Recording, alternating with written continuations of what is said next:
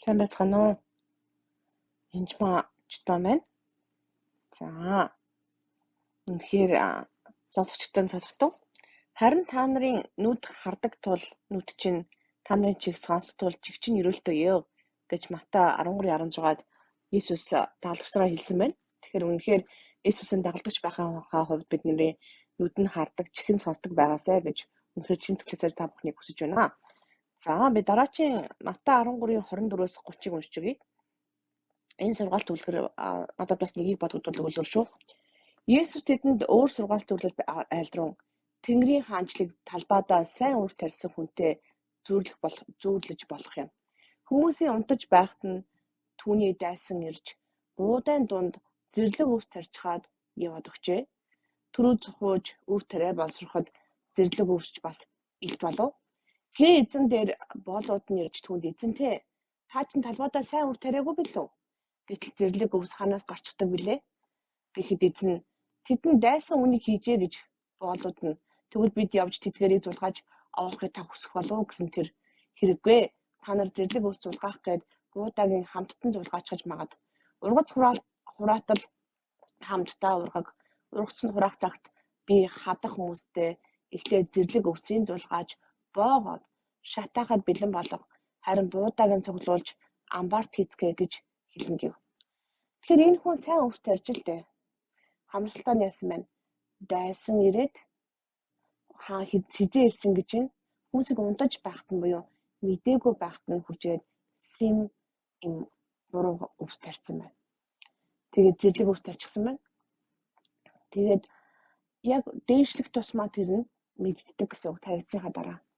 Яг өрн анх доор газар дотор байхдаа л мэддэггүй. Нилээн ургац хураах олд мэдчихэлтэй. Тэр энэ үед би нэг хүнээс чөлөөлт хийдгүү, чөлөөлт нэтгэдэггүй нэг ахлагч байсан. Тэгээд тэгсэн мөртлөө иш үзүүлэг бол асуудаг. Тэгээд хамт ярьдаг бид нар найзууд бас тийм хүмүүстэй. Би ер нь олон хүмүүстэй, олон төрлийн итгэгч нартай найзууд өөрийнхөө сэтгэл өмшил итгэдэг. Тэлээгээ бид тэднийг одоо энэ чинь зөв, миний арга зөв ч юм уу таних буруу байна гэж хэлдэггүй. Ягаад гэвэл бид өөр эрхтүүд тухайн хүний хувьд хөл тэр бол үнэхээр сайн хөл буюу сайн мэдээ сайн явдаг хүн байгаа. Гэхдээ чөлөөлтөнд орол жишээлбэл яг энэ ишлэг ирээд харж гэнэ үү биднэрт ингээд муу ус таригдсан биднэрт ийм одоо муу сус байж болно тэрийг хэлнэ.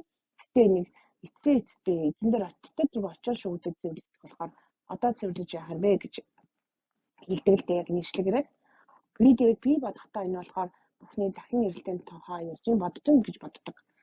Яад бол чөлөөлт хийх үед нөгөө хүнийг одоо зулгаагаад алчдаг ч юм уу нөгөөний амнаас нь алга болчдөг юм зүйл энэ ч биш. Эсвэл илүү сайн одоо чөлөөлөгдсөн тэрний санхүүгийн хүлээс чөлөөлөгдсөн тэрний удмын хараалууд нь янз бүрийн өвчнүүд нь эртүглийн сүнсүүд нь гардаг учраас тэр хүний амьдрал илүү сайхан болдог байгаа. Тэгээд эзний хүсэл бол тийм байх гэж битгдэг. Ягаад гэвэл Иесус дандаа чөлөөлт хийж байсан. Хэрвээ энийг одоо дахин ирэлттэй холбоотой байсан бол Иесус чөлөөлтийг хийхгүйсэн. Гэтэл зэрэг би чамайг дээр очиж чөлөөлж юм чинь одоо чөлөөлөж яах юм бэ та нар гэж хэлээд чөлөөлөхгүй байх байсан. Тэгэхээр Иесус ямар үйлчлэл хийдэг байсан бэ? Бид нэр Иесусийн дагалдагч гэдгээрээс мартаж болохгүй. Тэгэхээр Иесусийн хийдэг зүйлийг л хийн гэсэн үг. Тэглээгээд тэр хүнийг одоо би барьж авал юу гэж байгаа би чөлөөлөе гэж бол хизээж хэлдэггүй. Ягаад гэвэл тэр хүн өөрийнхөө хүслийн дагуу явж байгаа гэдэг өрөөсөө мартаж болохгүй.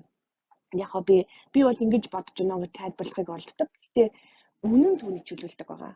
Тэр үннийг мэдэх буюу Библийн ишлэгийг өөрөөр үнээр ойлгож тайлбарлахын бол маш чухал байгаа шүү. Би болохоор үүнийг юутай зүйрлдэг юм гэвэл Матай 25:39-46-таа зүйрлдэг байгаа. Яг л эзэн хон чанаа ялгаж байгаатай адилхан ялгадаг байгаа. Хүний хүү алдраа дуусхан бүгд тэнгэр элч нарынхаа хамт ирж өөрийн сүлж авахлан цэнтэдээ замрах болно. Тэр бүх үндэстнийг өнөө цуглуулж хончин хонио яманаас тусгаарладаг шиг тэр тэднийг нэг нэгнээс нь тусгаарлаад хонио өөрийн баруун талд ямаага зүүн талд нь байлгана. Тэгээд ямаагаа биш ямааг тэгээд хаан өөрийн баруун талд байгсад хандан хэлнэ. Миний эцгээр өрөөгдсөн. Нааш ертөнцийн сүрээс танад бэлтгэсэн хаанчлыг өвлөн авсгаа. Учир нь намайг үзэж байхад та нар надад идэх юм өгсөн. Намайг цангаж байхад уух юм өгсөн. Намайг харь үнд хүн байх байтал урьж оруулсан.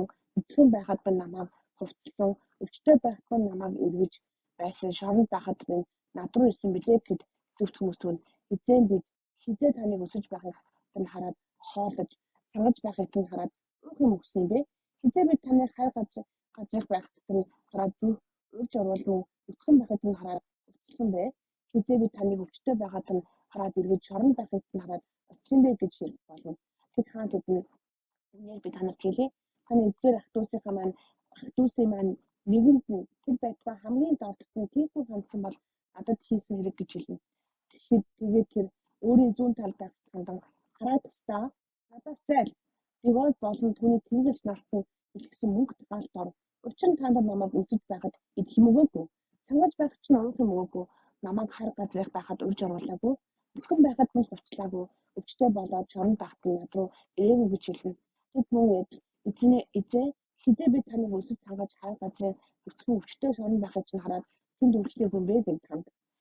Тэр хариуд нь үнээр би танарт хэлье. Та нар эдгээр хамгийн доодд нь энэхүү үйлдэгэн бол надад чирээгүй хэрэг гэж хэлнэ.